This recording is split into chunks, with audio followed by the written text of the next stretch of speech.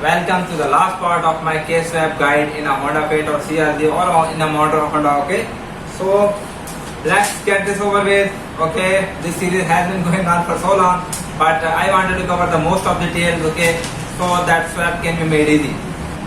Budget. Okay, so I already told you if you are using a K24, it will be cheaper. A K24 costs nearly A2 K24 A2, which is the better engine, is $1,800 to $2,000 with transmission, and has part mounts $500,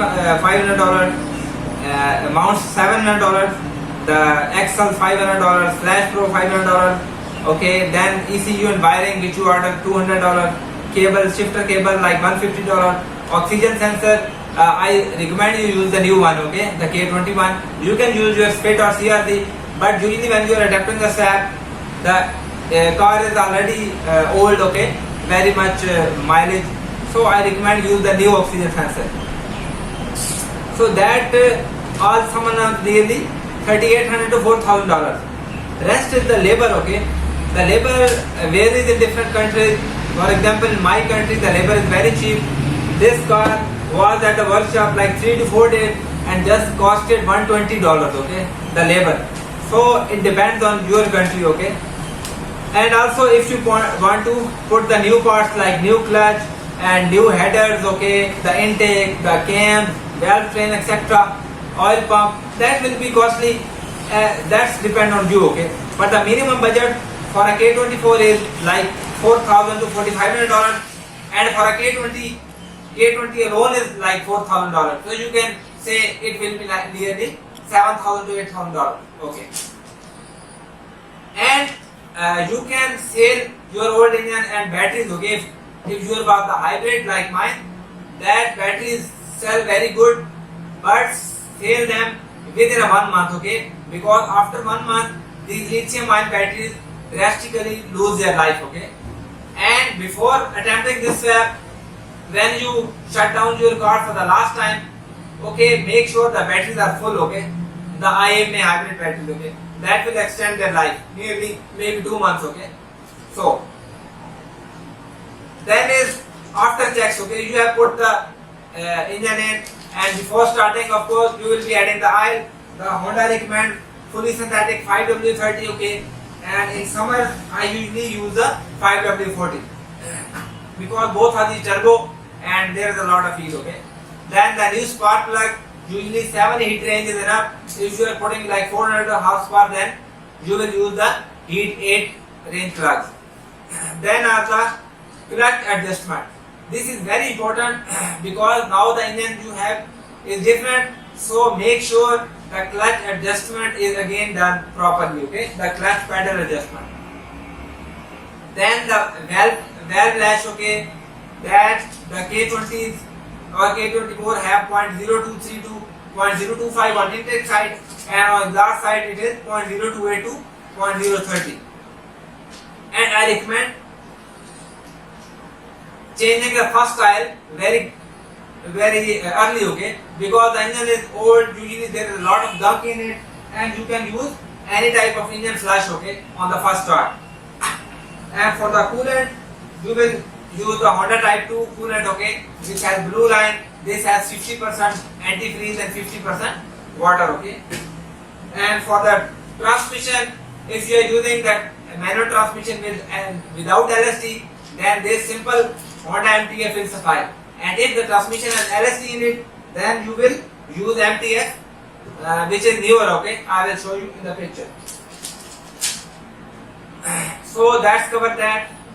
And then the exhaust. Okay, the exhaust you can fit 3-inch in this easily, but 3-inch in this, that the rear axle, that is very much bent. Okay, so that class is very difficult, but I will cover those two options in my next, the turbo series, the turbo K series. Okay, but for K20 or K24 I will recommend minimum of 2.5-inch exhaust. Okay,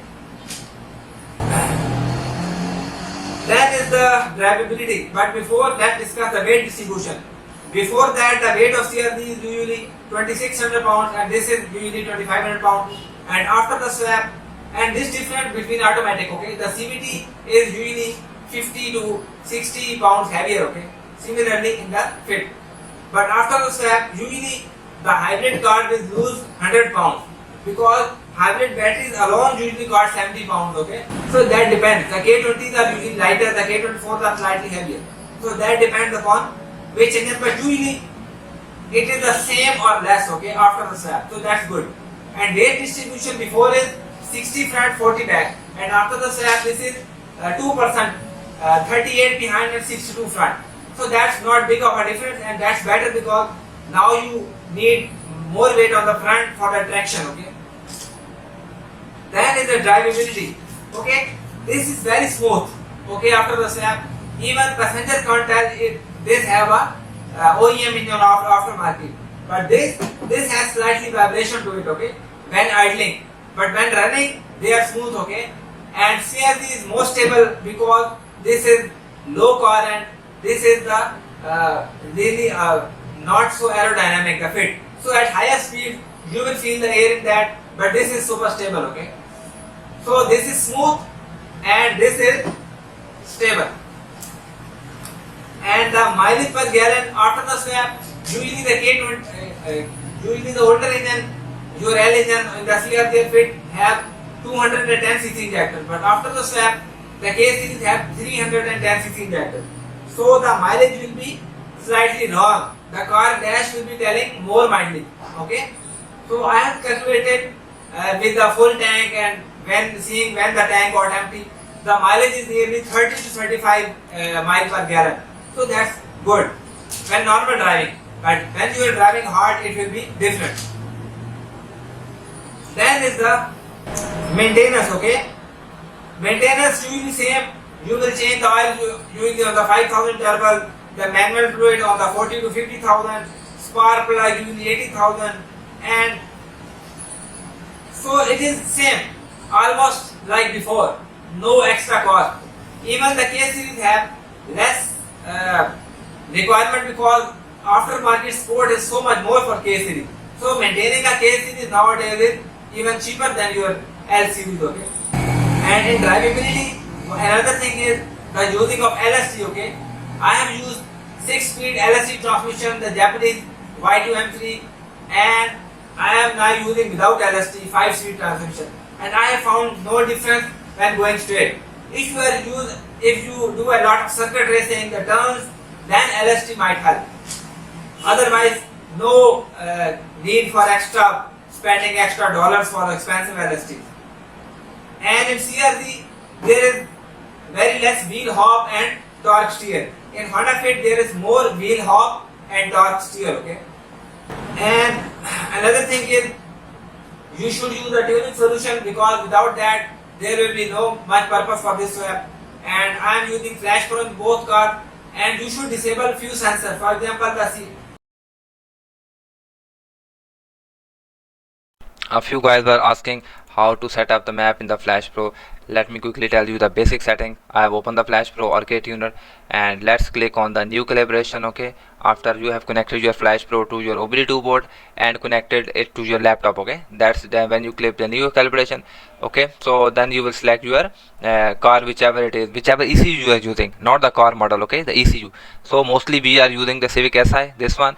And now these are the calibrations, okay. So there are two type of calibration. One are map based, these are simple, okay, and one are which use your MAAF, okay, mass airflow sensor, okay. Let me select this one, second one, okay, and now I will click on calibration, okay. I quickly tell you which settings. For example, I have calibration.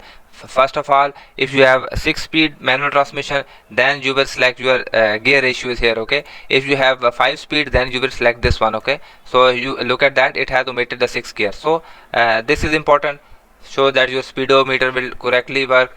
Then in the fuel, if you have changed the injector, then do it, otherwise no, okay. Here is very important point, what you want to use. If you want to use the mass airflow sensor, that keep it enabled, otherwise use speed density tables, okay. This is very smooth, okay. Enable this and enable this one, okay. No need to change now, no need to change for fuel, high, low, lambda. And in cranking fuel, if you are using the K24, because that uses slightly more fuel, then you will select all these and just adjust to just I think plus 5% will be enough. Okay, so that will be for cranking fuel for K24. For K20 you will leave them, then no change here, no change here. Active tuning, no. Then ignition, if you are using the catalytic converter, then keep this checked, otherwise uncheck that. Then we are going for the next, no need to change it. VTEC, this is the tuner stuff. Okay, leave them that as it is, and just disable this thing. Okay, the VTEC oil pressure switch, if you remember that switch I added, okay, but I said this is not necessary, so I've unchecked that, otherwise you will be getting the error. Okay, so other VTEC, then the VTC, leave it. So cam angles, this is again the tuner stuff. K20 uses 50-degree VTC gear and it is safe for that, but if you are using a K24, usually the default VTC gear is normally 25 degrees, so setting angles here won't affect that. But if you are using a K20 gear VTC gear on a K24, then it is safe to set these values to maximum of 40 degree. Okay, otherwise it is not safe for a K24. A piston to valve contact may occur. Okay, we are just preparing for the initial start. Okay, and it will run, okay, normal, but don't let it run hard. Okay, then shock anti-oxygen sensor, you can disable it here if you are not using. And this is very important, use map to determine boot. Okay, so there are, I already told you, map sensor and a map sensor. Okay, MAAF map sensor. So I use this one. This is because I am turbo, so this makes more sense. So then is the lambda, no change, knock control. This is nice option. If your car is knocking, then the check engine light will flash. Okay, so I will check this. Then the rev limiter, if you have having K20, just you can leave it, but for K24 you will put 7200 here and maybe 7100 here. And launch RPM, this is slightly more, you can set it to 4500. Then rest of the options you can leave it. Okay, then is the sensor, leave it. So then AFM, no need to change. Then idle, no need to change. Throttle, first gear dampening, sometime because we are using the drive by wire, so that's the throttle in first gear is super sensitive. You press it slightly and the car jerks, so disable that and it will be smooth in first gear. Okay, then this is rev hang. If you want to shift fast and don't want to RPM to drop between the shifts, then keep it enabled and the RPM will not drop between the shifts. Okay, so then is the boost control, no need to change, no need to, then the miscellaneous, this is very important. So VSA, if you want to use it, but this does not work in our swap, so this will just getting the error, so I have disabled that. Secondary engine coolant temperature sensor, you should enable it. Electronic power steering, yes, you will enable it. EVAP purge, very important. Just watch my video on the EVAP purge. Okay, so yeah, just disable that if you are using return fuel system or the manual EVAP purge system. Then electronic load detector, if you press the button and the AC button, the RPM slightly moves up, and if you turn on the headlights, RPM move up, so leave it enable. Okay, then all this I will disable it. Disable. Misfire, you should enable it. The fans, I think you should set it to 92 and here is the 91. Okay, and this is very important, this option. If you are having trouble, the radiator fan comes on off very late, then you can uncheck this option. Okay, and vice versa. So this is very important. If the AC is not working good, something fishy with radiator fan and the AC, okay, then you should try this option on or off. Okay, and this you can, if you are getting FCAN malfunction, then you can disable it. So that was it for the this one. Okay, then just when you click this thing, this will upload your map and you will be able to start and decently run your car. Okay, don't run it in full throttle, and before that you will need to register. Okay, this is a one-time registration. Okay, here it is in the Flash Pro portion, registration. So, and another thing is this was the, let me click on the new calibration. Okay, and this let me show you quickly the map based. Okay, let's select the simple one. okay. And let me tell you, in this the options are so much less, okay, those simple options, okay. VTech, look at that, this is option are very less as were in the other one. Just let me show you the miscellaneous ones. Look at that, the miscellaneous on the other calibration AFM based were like the table was like this long. So in this, look at that, just simple options, okay, simple one. So it's your choice. I am turbo, I used map based map based. But a very important thing is, in map based transmission you won't have the option of anti-lag. Anti-lag is for the those pops and exhaust sounds when you what you do is when you are turbo, okay, those MK4 Supras or those flames exiting from the back, okay, those options, those are available in mass based settings, okay, mass airflow sensor. Let me show you where the anti-lag is. Yeah, this is anti-lag, it is in the rev limits, very nice, okay. Launch rev, you will put it, I have experimented and I have success in from starting from 300 to 500 and ignition timing -50, okay. You will get a nice long flames and so much pops, okay.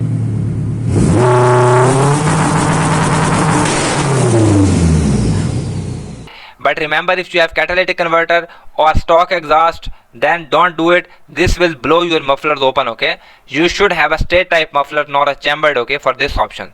So right now I will leave it as such and I will make a separate video for pop and bangs, okay. So this was all for your initial startup, either you have a K Pro or a Flash Pro. Another very important thing, after the swap you must check if the engine is not touching anything, okay. For example, my Honda Fit, because the engine bay is so crowded, so the intake, this is the shortest intake, okay.